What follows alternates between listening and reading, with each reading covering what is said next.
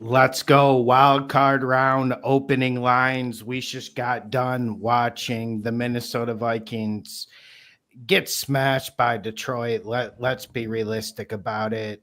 And I felt like the game flow worked perfectly for the Vikings.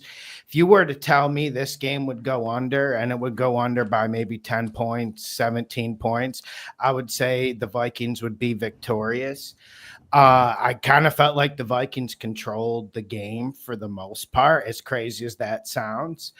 And you got to give credit to Detroit for what they did. It was absolutely dominant. I don't blame the Vikings defense for just completely, I don't think they threw in the towel, but eventually, like if you give Detroit opportunity after opportunity, it's going to happen. Then I also felt like O'Connell clenched up, like when he was attempting the 51 yarder, the 53 yarder.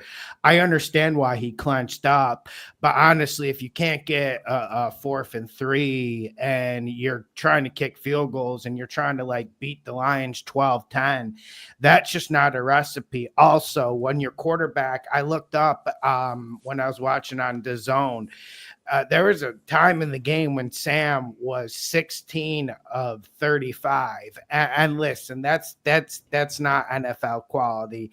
And I saw a lot of the commenters talking about the pressure. I don't know, Mike. I'll let you get your take after I reel into this, but I don't feel like the pressure was all that intense. Did he get pressure? Did they chuck in blitzes? Yes.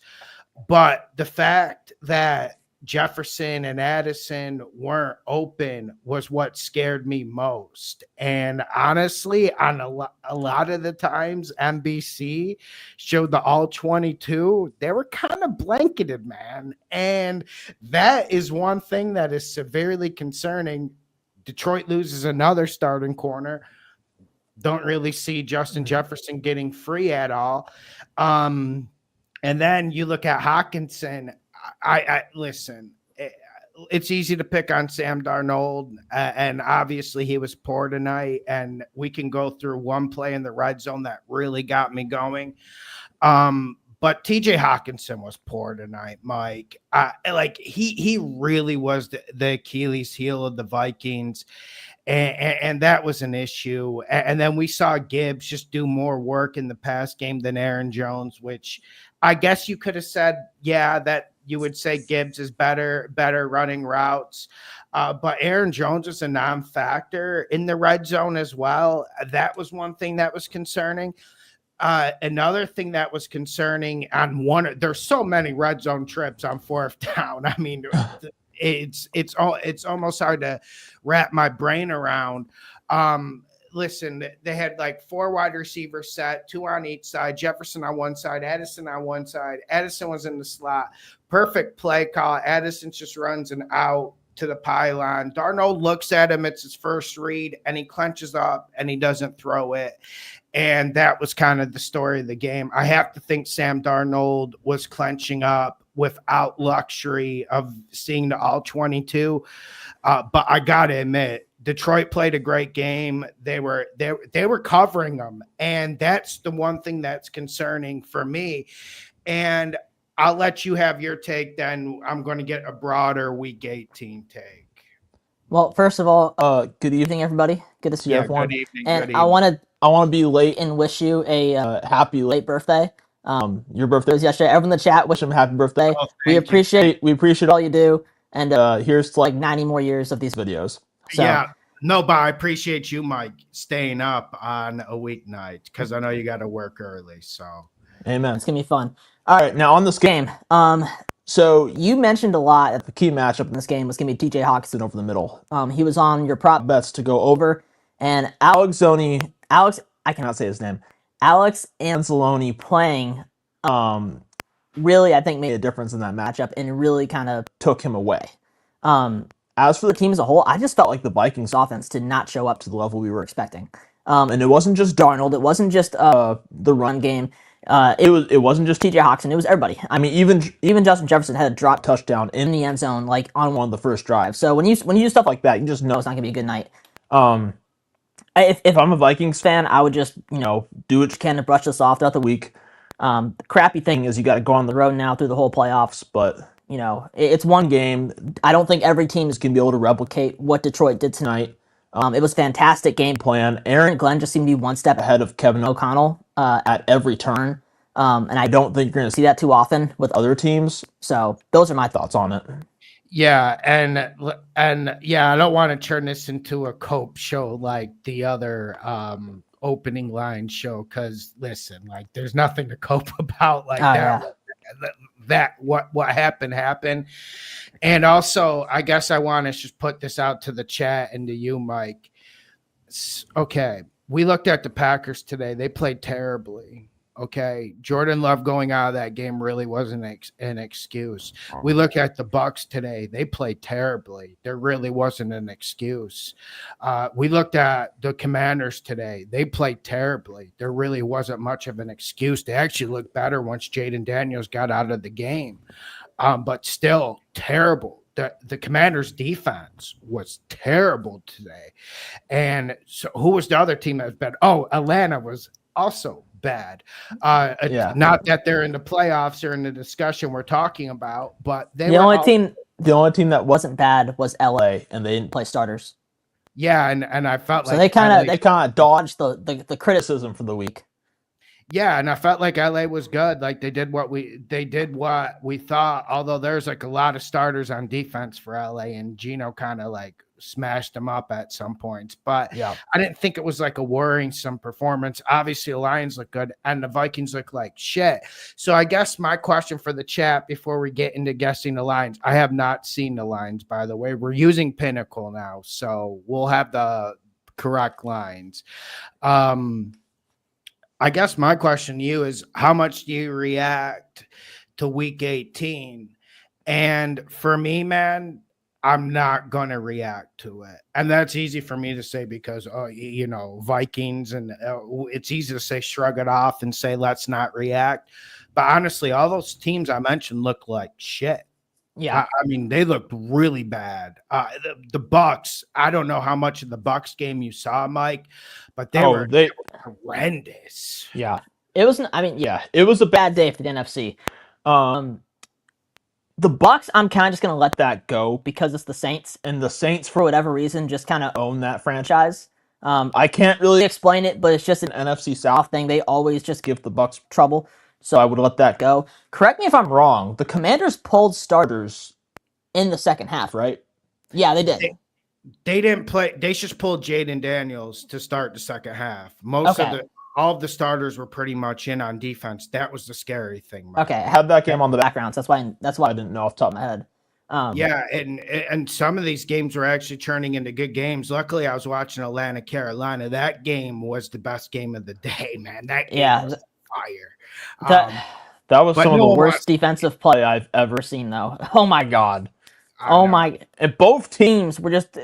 I don't want to get into it. I'm just gonna get mad. We won. That's the good thing. So, but yeah, and someone said NFL's week to week. I believe Quat said NFL's week to week. Yeah, it is. And Kevin O'Connell's still coach of the year. But yeah, I think the big shock from.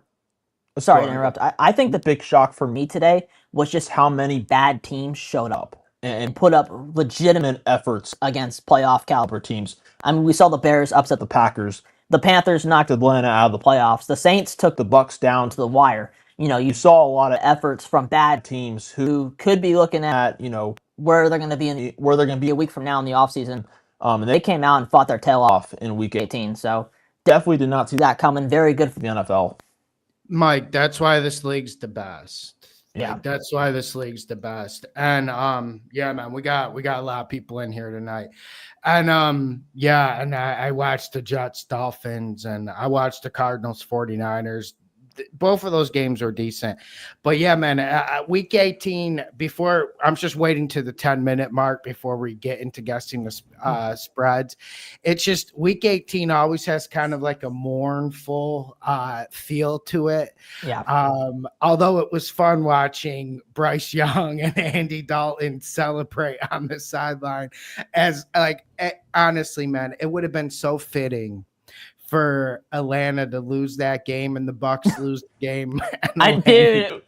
I was texting my friend who was, oh my gosh, we were hoping for it so bad. You had no idea how bad I wanted the Saints to win that game. And like, there was a no, point like, too where both teams were up by at least 7. Like no, midway through, like at halftime, both teams were had command of their games. So it no, in the legitimately could have third, happened. in the third, if the Saints just had like one more dog and they didn't have such a big injury list, they just needed like one more dog to push them over the line. Like, and Thielen was outstanding today. All right, we don't want to talk about the Panthers. We got a long off season. All right, let's get to the spreads. Which is the first game Pinnacle's giving you? Okay, so we got Chargers at Texans. This is the first game of the week on Saturday afternoon. I would go. I would honestly have to go Chargers -1.5. It's Chargers -2.5, and I love it. I think they're going to run all over Houston. Houston's run defense is not all that. It lines up perfectly with what the Chargers want to do, and I don't think Houston's all that. I've been saying it for weeks, and I'm not going to change my mind here. Props to the Texans for actually getting out against the Titans and playing starters, while a lot of other teams did not. But still, it doesn't change my view. I like the Chargers to win and cover this. I feel like their defense is the type that actually could rattle Stroud. So yeah, give me Chargers -2.5. Get this one in early before you miss out on the 2.5. I wonder where it's gonna go. I'm not gonna give an official pick. Definitely, like the lean would be Chargers.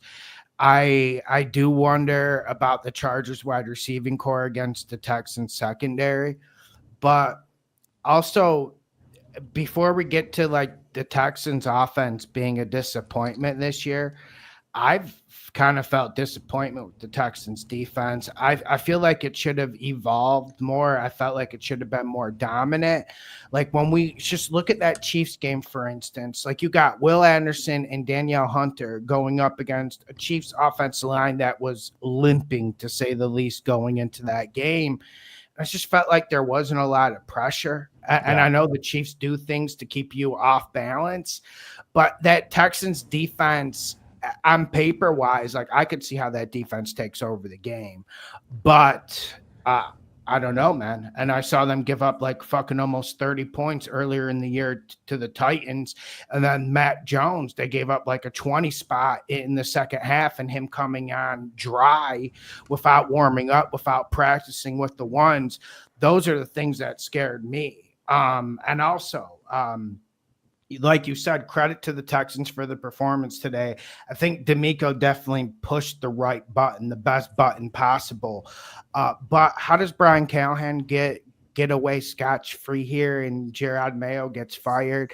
It's just, is there going to be any consequences? Like, I'm not even seeing anyone rumoring his job. But yeah, let's talk about the game. I just wanted to get that out there. Like, how does that guy not get at least a rumor, like someone saying he's safe? No one's even talking about it. Yeah, I agree with Coop. Rather play Pittsburgh. And listen, that was one thing that disappointed me on Saturday, Mike. I've been yelling that Pittsburgh sucked for 10 weeks, and now they only lose by 2 points, but they were such ass. It's once we get to that opening line, it's going to be hard to get a fucking against them because everyone knows they suck now. That was the absolute epitome of a backdoor cover, what the Steelers did yesterday. I mean, the Bengals had no business letting them back into that game. They were marching the ball up and down the field at points in the game. They had to kick like 3 or 4 field goals in the red zone. Jamar Chase dropped a wide open touchdown pass at one point. The Steelers' offense was completely out of phase for like 80% of the game minimum. Russell Wilson had like 80 yards going into the fourth quarter, and yet they still find a way to come back and cover this damn 2-point spread. Yeah. But that's why you watch Tuesday's video and get it at 1.5. Or yeah, I know. I'm sure I wasn't the only one. I'm sure I wasn't. Yeah, no one's gonna put that in early. I'm sure I wasn't the only one who got screwed betting that at 2.5 or 3. Got you. And Mike, they're saying your mic. I think your mic might be moving with your collar. Okay.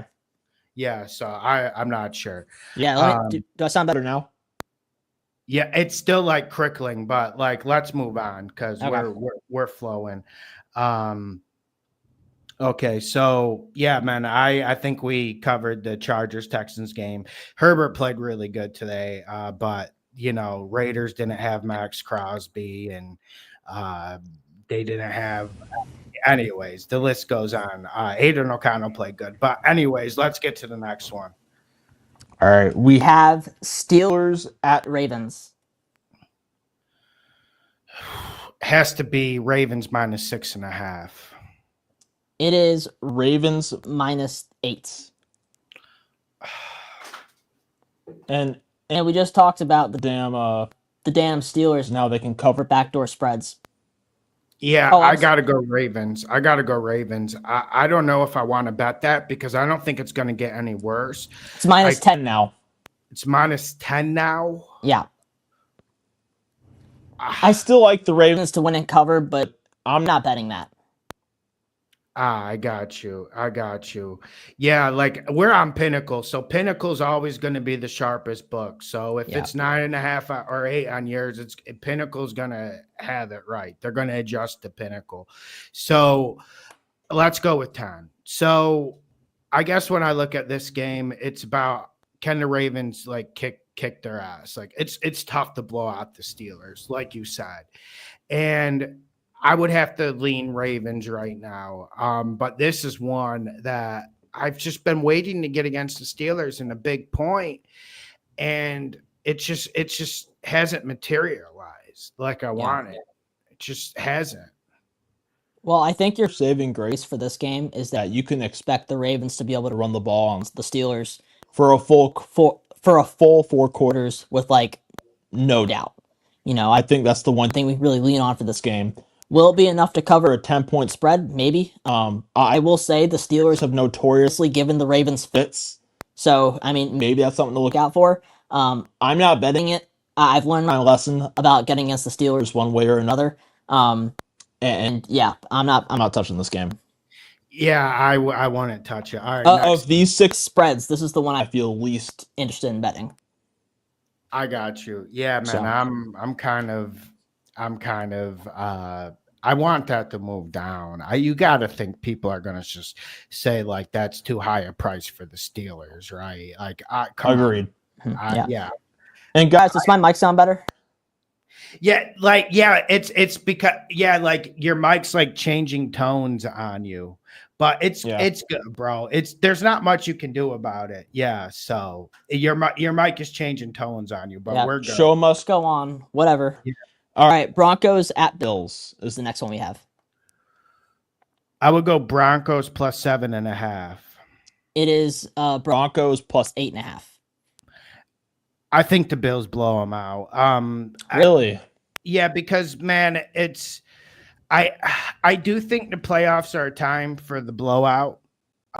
Firstly, secondly, I'm not sure about Bo Nix. Like it was impressive today, and man, it's been an impressive 6-7 week stretch. Let's be completely honest about it. We can't take anything away from him. I do think there's going to be an extra gear from this Bills defense, but then again, haven't we thought that for a long time? And I'm just looking at this Denver defense, and they're starting to show their cracks, and they're going to get pressure, and Vance Joseph's going to try to lock them down man-to-man, which really isn't a bad strategy against that wide receiving core. Yeah, I just think Josh Allen is going to make too mmany fucking plays, and once it gets to that point, once it rains, it pours. And that's a tough place to go. I know this has nothing to do with the on-field product, but this is like more praise for Sean Payton. $90 million in dead cap, going to the playoffs, and they got to the playoffs in a pretty impressive way, man. Like they weren't shaky at all getting in there. They actually weren't shaky in that loss to the Chargers. They just got beat by a better quarterback. But also, I think this is about the quarterback. I mean, that's fair. I think you mentioned it. I think my argument for Denver to cover this is, one, I think that secondary could have Buffalo potentially on lockdown. The Bills do not have the greatest wide receiving core in the world, and the Broncos have quite the formidable secondary going into that building. So I think there's a chance they could do what the Patriots did a little bit, really keep those receivers in check. And then you also have a good front seven to go along with that. That could make life difficult for Josh Allen. I don't think it's beyond possibility that the Broncos cover this and actually give the Bills a run for their money. And I also think that Sean Payton is going to be a step ahead of McDermott. I agree, man. Look at all these. Anytime McDermott goes up against a good offensive coordinator, he always seems to get outcoached.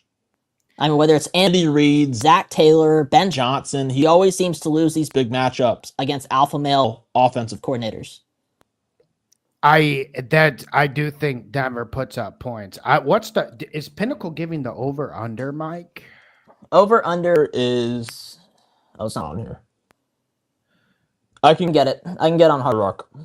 Sounds good. Because I'm interested in the over in this game because of what you said there. So that's where I'm at. I'm interested in the over. I'm very curious about that. If I had to guess the over, I think they're going to set that at 46.5, 47.5. Probably closes at 49.5. If I had to guess, it's 47. Oh, I'm going over. I like the over there. I think the Bills get to 30 as well. So like I see like a 30-20 type game. But yeah, I'm lean Bills there. Okay. I guess we'll just disagree on that one. Ready to go to the next game? Yeah. Okay. Next game is Packers at Eagles. Eagles -6.5. It's Eagles -4.5. Money. Yeah. This is one to get in like tonight. Like if you're watching the stream, go put this in now. I think there's a chance the Eagles kill them. I think there's a good chance. This could turn into an absolute blowout, in my opinion. The Packers, for whatever reason, really start games slow anytime they're playing a good team. I feel like the Eagles secondary could completely lock down that wide receiving core. And I know the Packers' run defense is good, but Saquon Barkley and Jalen Hurts is a completely different animal than anything else they've played this year. So I'm really looking forward to this game. And here's the thing, Mike.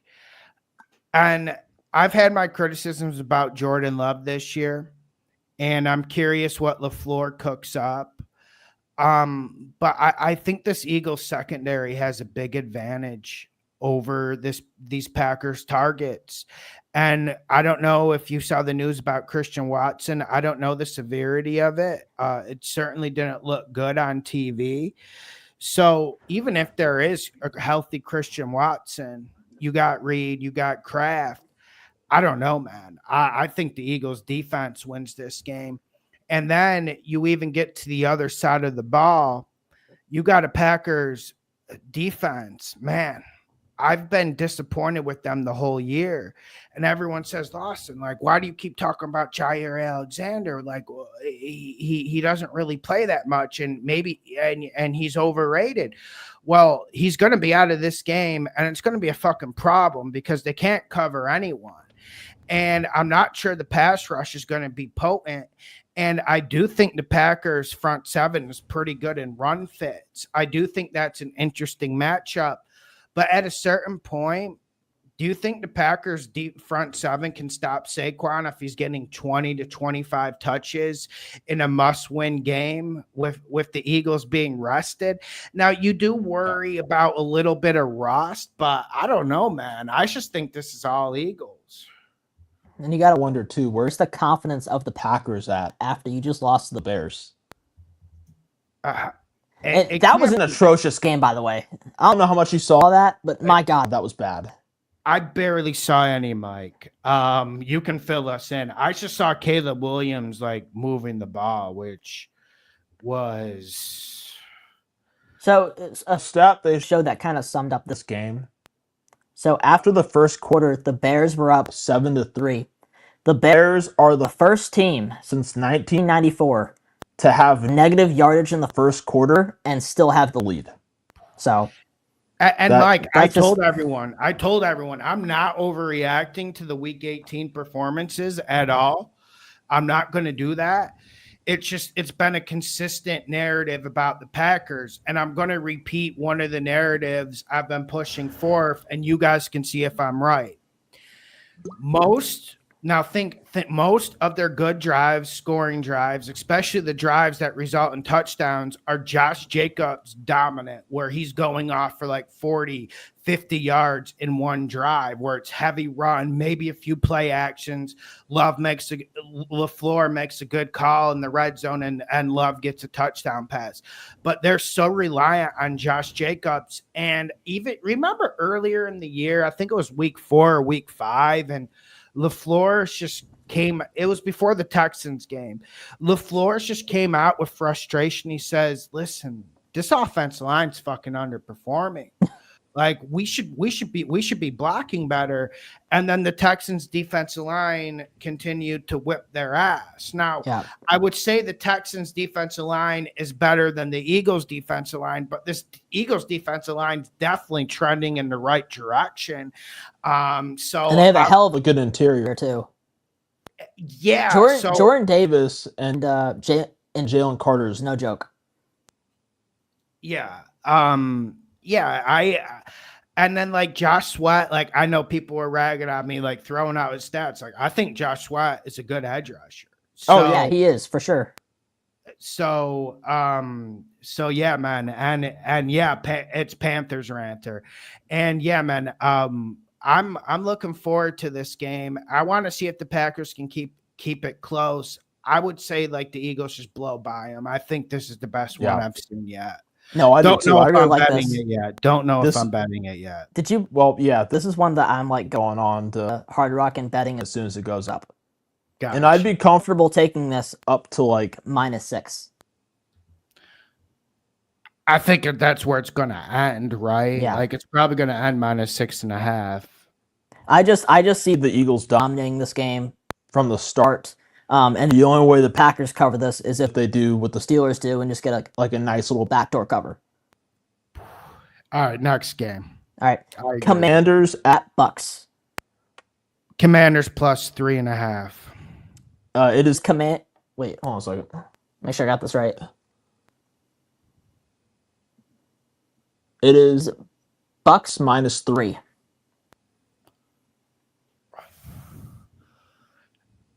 This one is the toughest one of the lot. This one is the toughest of the lot. I'm lean Commanders, but with the minimal confidence of the Commanders bandwagoner. I am too. This is just such an interesting game because both teams are so similar. Like in the way they're built, like both rely on their young quarterbacks to essentially carry them to victory every week. Both have very well-designed offenses with piss-poor defenses behind them. So yeah, I think I'm going to go with the Commanders just because I feel like they're the better coach team. And I trust Jalen Daniels to make more plays than Baker Mayfield. Yeah, and I do think the Commanders' game plan today was watered down. We didn't see Jaden Daniels under read option. We saw him scramble once for like 25 yards, but it was kind of an accident. We saw Zacchaeus drop a wide open touchdown pass from Brown, the receiver. That's worrisome. Now, the way to attack the Bucs, we know what you need to do. Attack them over the middle of the field. They can't cover anyone. They haven't covered anyone. A lot of short passes. Yep. Yeah, and I'm curious. Like I would say, the better offense in this game is obviously the Buccaneers. Like I think the Bucs have a legitimate top 7 offense. Maybe I was being too bold saying top 5 without Chris Godwin, but I do like this Commanders defense better. Although I gotta admit, I'm a little bit worried about some of the shit that transpired this first game against the Cowboys, second game against the Cowboys. I do think the Commanders can do better against the run. One thing I've been trying to figure out this whole year, Mike, is, they got Bobby Wagner, they got Daron Payne, and Jonathan Allen might be coming back. When you got like Daron Payne, even when Jonathan Allen was healthy, when you got a spine of Daron Payne, Allen, Brown, Louvu. I don't know why they're so easy to run against. Even Fowler is very active against the run. That's one thing I haven't understood about the Commanders this whole year. And also, the other question comes down to these offensive coordinators. Here's what makes me nervous, why it's a slight lean Commanders. Here's what makes me nervous. Now, when you look at these offensive coordinators, I feel like both have had very good years, Cliff and Liam Cohen. But can we be honest? Is like Cliff's bag getting a little bit short? I mean, because that was always the criticism in Arizona. Obviously, there's other extenuating circumstances with that roster, but it does feel like the bag got a little bit shorter. They had a little bit of a revitalization around like week 13 to week 16. But that's the only thing I worry about. If Cliff Kingsbury calls a good game, I think Commanders win. I just think Todd Bowles is a very, I don't want to say easy out to exploit, but if you have a well-designed short passing game, I feel like you can take advantage of Todd Bowles' scheme. Like, as long as you can pass block and know how to throw a dump off and have receivers who can get open quickly against that, I think you're set up for success against Tampa Bay.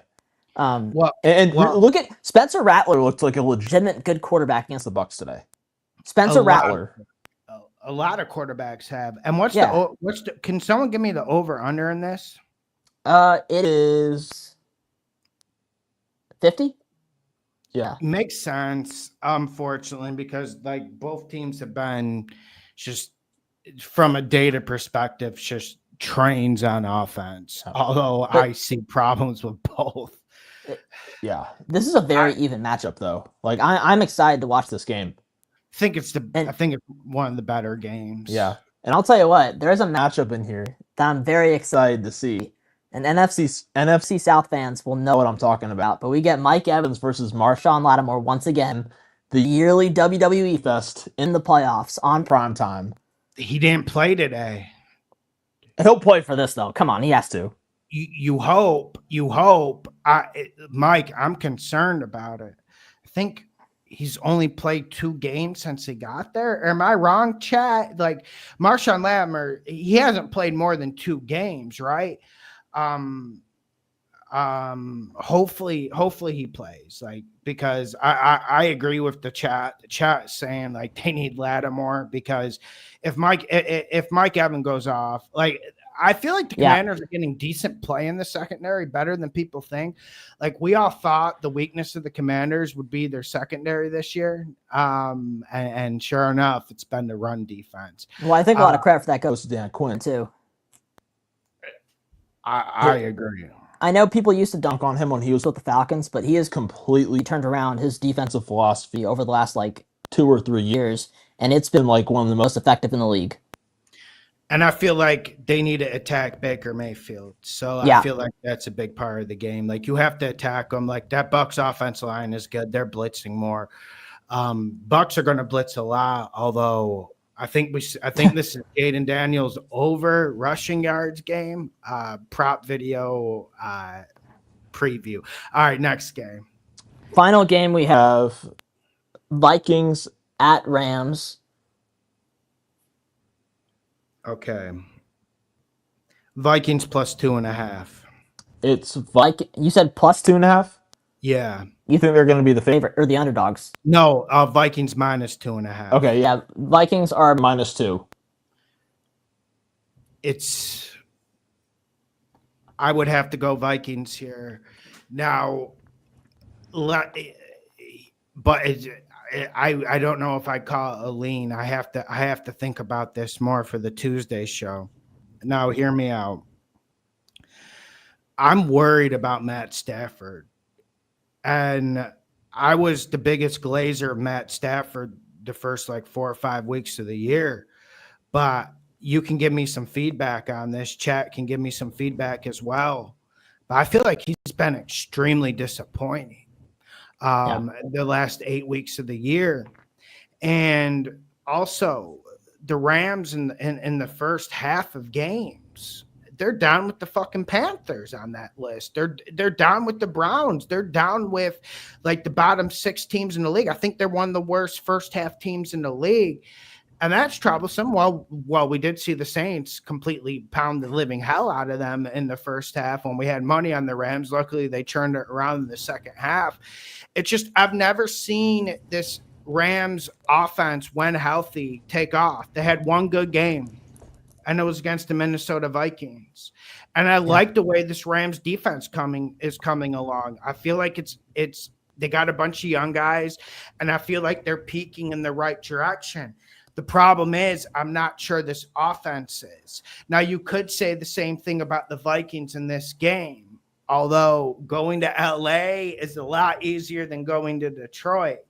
And I still think the Vikings have a better defense than the Rams. But I did say that going into this game tonight. But I didn't see anything from the Vikings defense that would scare me off of it.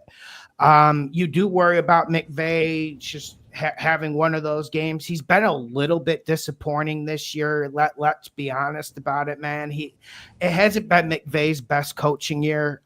And I'll let you respond to all of this. So I will say, to your first point about Matthew Stafford, and I don't mean to sound like a stat nerd when I say this, but his stats this year, under pressure compared to not under pressure, are like night and day. He has been very bad if you can actually collapse the pocket and get near him this year, which is not something you would normally think about Matthew Stafford, but that's just the case of how it's been statistically for him this year. Can't really explain why. I'm not that much of a film guru, but you got to think, if the Vikings can make him uncomfortable, get pressure on him, and I don't think this Rams offensive line is all that good. If they can do that, like, you would think they'd be able to dominate this matchup. And that's the thing too. Like, I didn't get why the Rams did not play starters today, especially on offense, because they're a team that has been lacking rhythm, and but how even our Jets, they lacked rhythm they lacked so much rhythm in that. Yeah, that's what I'm saying. Like, they've scored less than 20 points each of their last 3 games coming into today. Why are you not giving your starters more reps and getting them ready for the playoffs?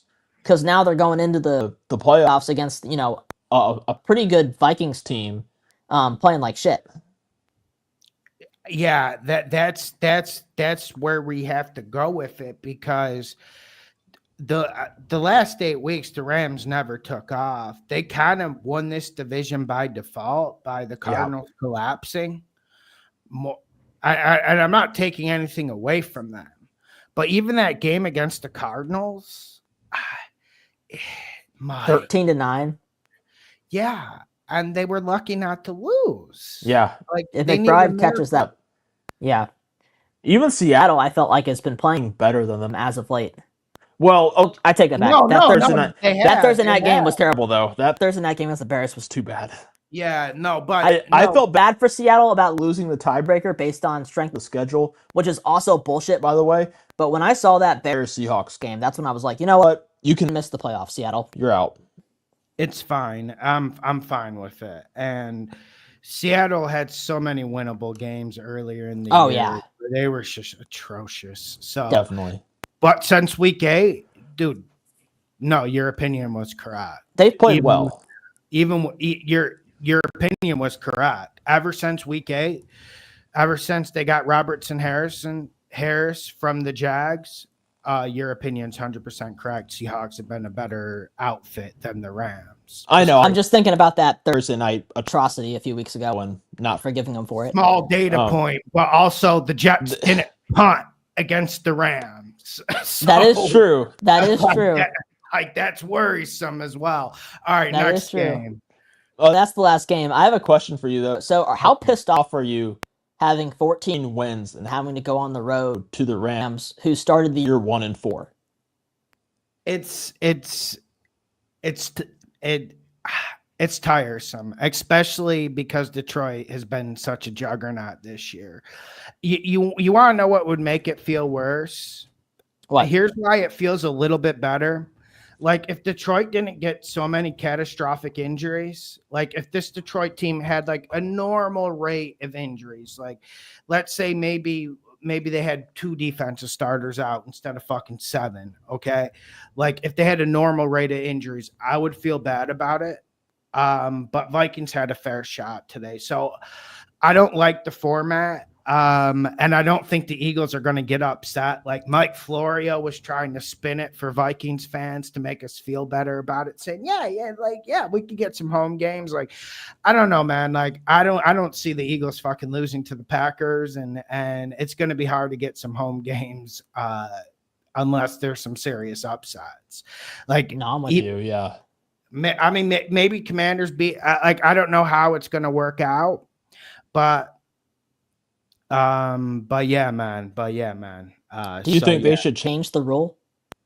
I do, but they want to reward division winners, right? I think here's my thoughts on it. I think if you're a wild card team and you have 3 or more wins than the division winner you're playing in whatever round it is, if you have 3 or more wins than that division winner, you can take their playoff game or their home playoff game. And I think that's a fair solution because the intent is like, hey, some divisions are tougher than others. Some teams' situations going on that, are weird. Some teams have tougher schedules. Giving the division winner that home game supposedly evens that out. But if you have 3 or more wins than another team, it's clear who's been better throughout the regular season, in my opinion. So I think if you have 3 or more wins than the team you're traveling to, the division winner you're traveling to, you should be able to take their home game. And I say this, keep in mind, I say this as a Panthers fan who has watched their team win a playoff game with 7 wins.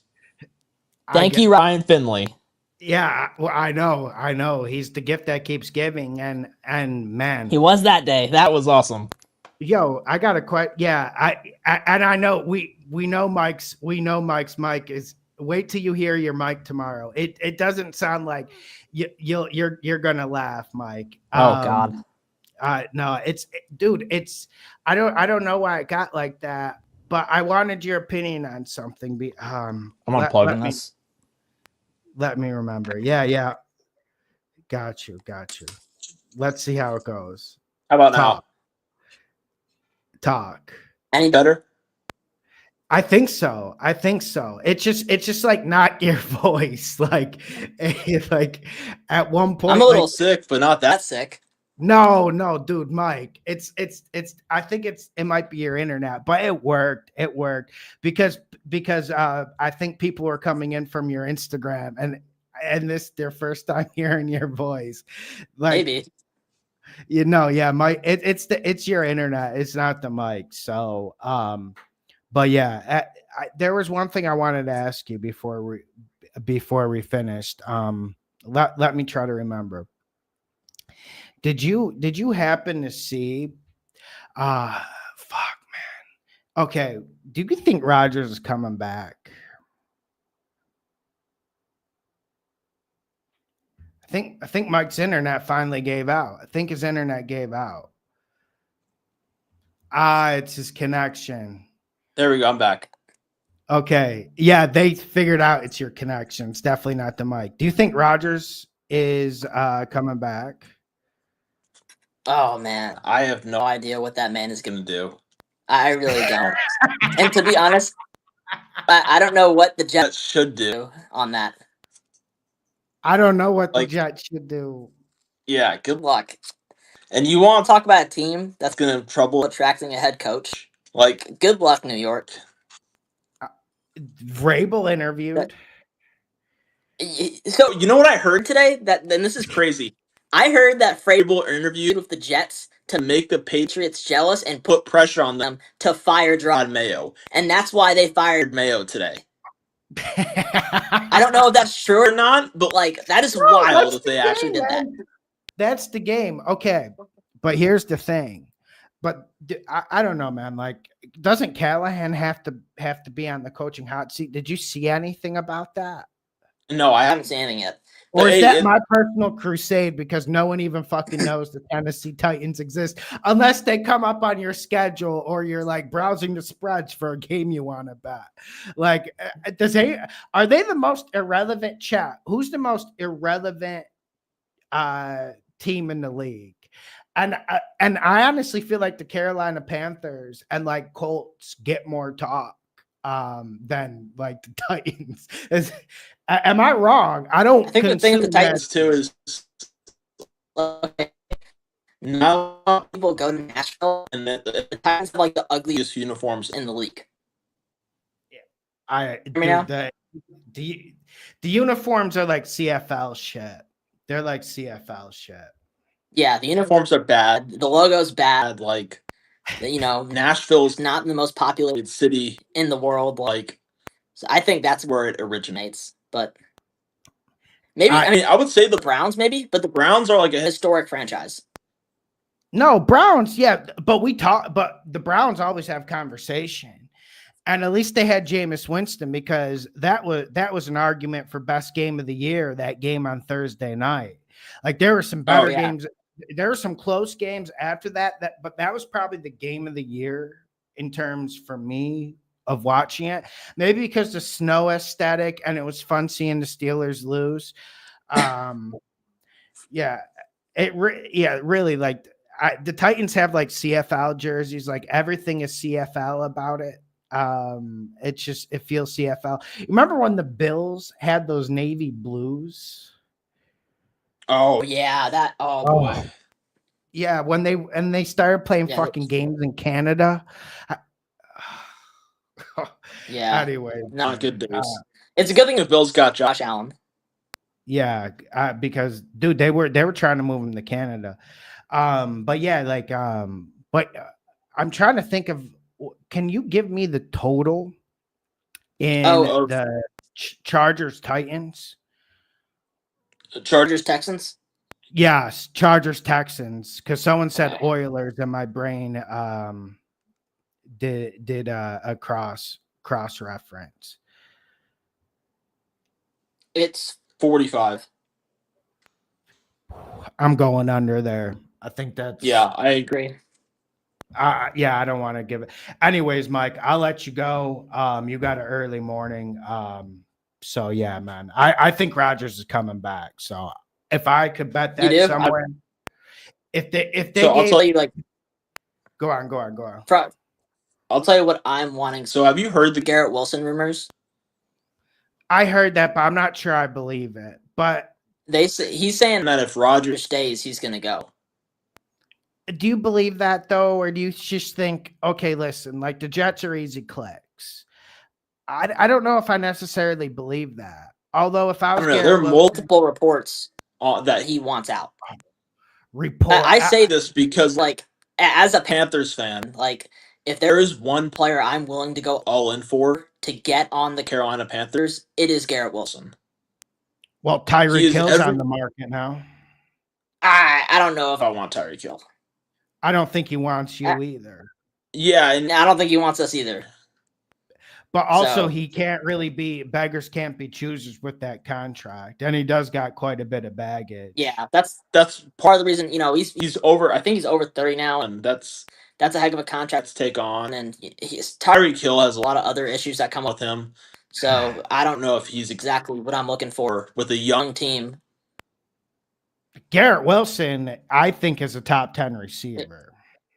Yeah, and he brings everything that the Panthers need, in my opinion. I think him and Zay Flowers are the two most slept on receivers in the league for me. Oh yeah, for sure. Yeah, I'm with you. So it would be good. Like Coop's saying a shout for Tyreek Hill to the Chargers.